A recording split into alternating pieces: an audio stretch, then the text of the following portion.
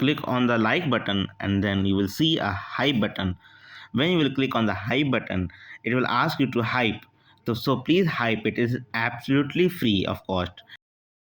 For some reason, phenyl propiolic acid is very costly.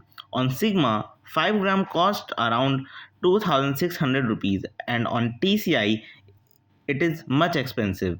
So I came up with an idea to synthesize it in an easier and cheap way.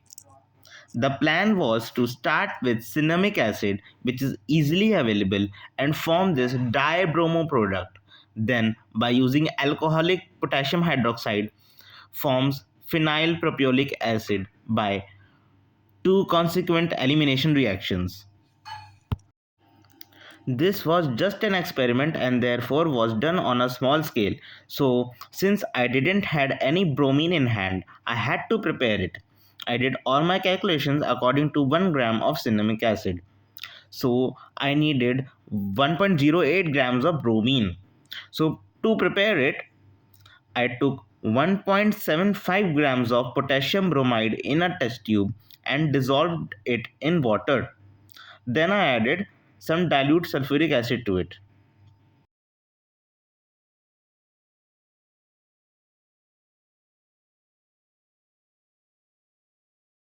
Then I added some DCM.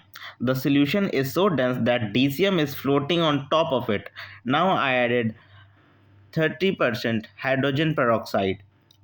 As the hydrogen peroxide is added, the DCM layer sinks to the bottom. The test tube is shaken, but the aqueous layer just turns yellow.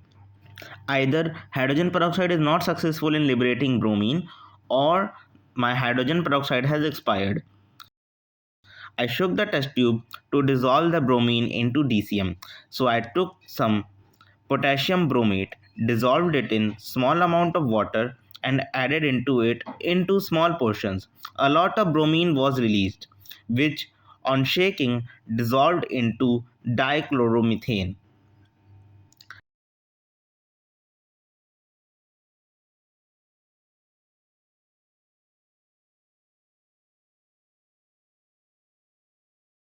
Now I took the contents of the test tube in a small beaker, as now it was becoming dangerous to shake the contents in the test tube. I covered the beaker and stirred it.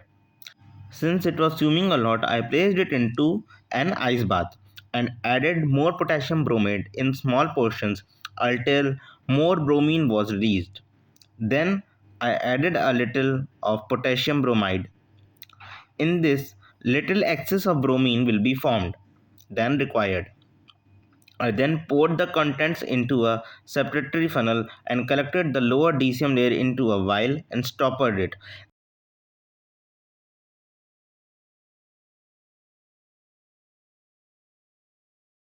Then I added some more DCM into the separatory funnel, capped and shook it, and collected this DCM layer into another vial.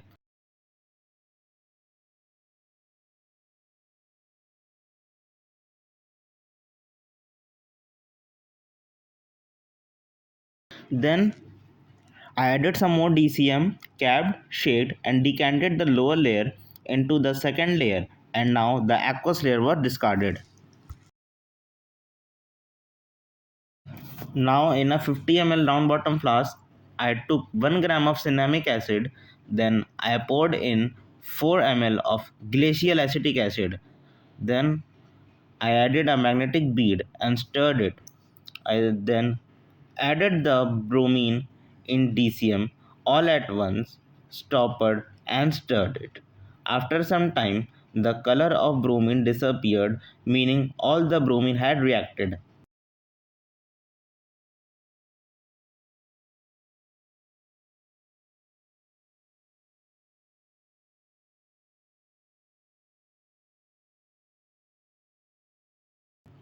Then I added second vial of bromine in DCM, stoppered it and stirred it for some time. This time color of bromine did not disappear, so it was placed in a hot water bath and then stirred for some time.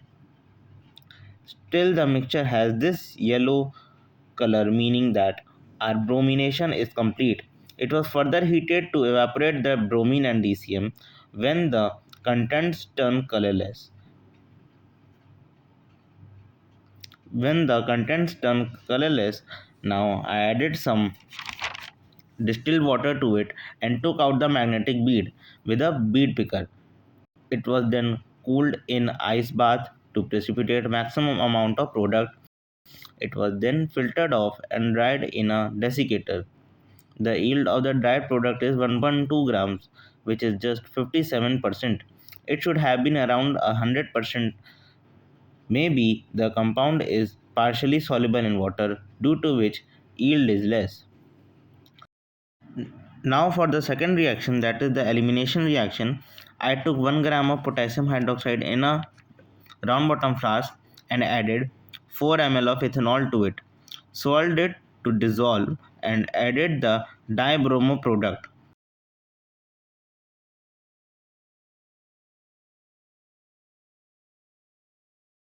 and heated it on a steam bath on a reflux for 1 hour. It was then cooled and acidified with concentrated hydrochloric acid.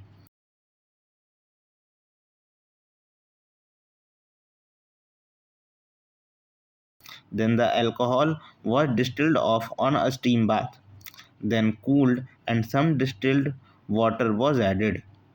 Product separated as an oil which sink to the bottom. I thought I mistakenly decomposed the product under acidic conditions and heat. So the phenyl propiolic acid either got hydrated or got decarboxylated to phenylacetylene. It did not solidify even in ice water, so I left it on my bench and after 2 days the oil solidified automatically. So I filtered it off and dissolved it in minimum amount of carbon tetrachloride by heating. I then cooled it to recrystallize it and then filtered off the crystals and washed them with carbon tetrachloride, dried them and weighed them in a vial. The yield was 350 mg. This is the TLC of the reaction mixture. On the left is the cinnamic acid, in the middle is the dibromo product, and on the right is the reaction mixture of second step. Solvent used was 60% diethyl ether in hexane, and potassium permanganate is used as a stainer. On the right, there are two spots, one dark spot at the bottom, which could be the phenyl propiolic acid, and the above fade spot could be phenylacetylene. I thought that after recrystallization from carbon tetrachloride, impurity of phenylacetylene would have vanished, but when I took it to lab and visualized it under UV, a fade spot was observed which indicated that it was still impure. I had then washed my product with hexane but do not have UV lamp to check whether purification is successful.